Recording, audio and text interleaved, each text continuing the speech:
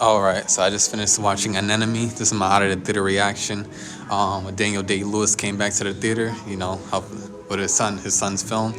Um, what I will say about this film is some people are gonna love it, and some people are not gonna like it. It's just like any film. Me in particular, I didn't really enjoy this film as much as I'd like to.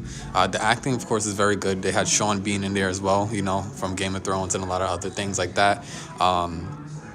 So the actors were very good.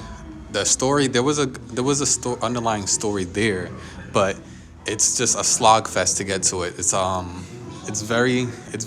even as it's very long, but it's just like I feel like sometimes when people make movies where they feel like it's important and they're important, so like people are gonna go see it, they kind of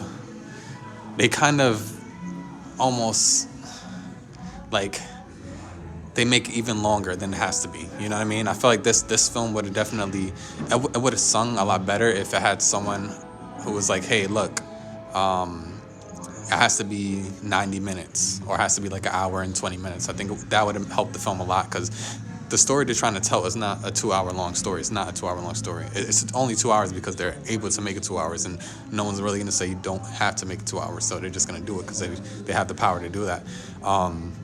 And they just but the underlying story it's about a father and his son, and also a father and his brother. They're trying to the Sean Bean is trying to get Daniel Day Lewis back to his son. He left for 20 years, and the story is really about why did he leave for that 20 years and what happened in that 20 years, and if he's ever going to come back to his son. That could be a beautiful story, but when you put so much time behind it and you're giving so much of the runtime to so much long tracking beautiful shots that could probably add up to maybe 30 minutes of the movie, then it's gonna take you out. So I do recommend, like, if you want to check it out. They do have some beautiful cinematic shots that probably took them maybe like 5 hours to set up for it to be so beautiful and cinematic, but at the same time, how much of those shots are gonna help the story?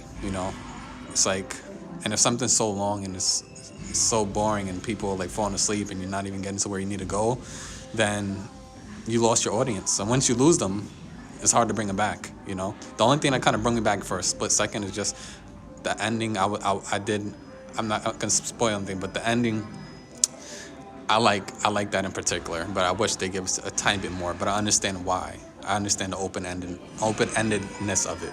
But yeah, so that's Anemone. Check it out if you want.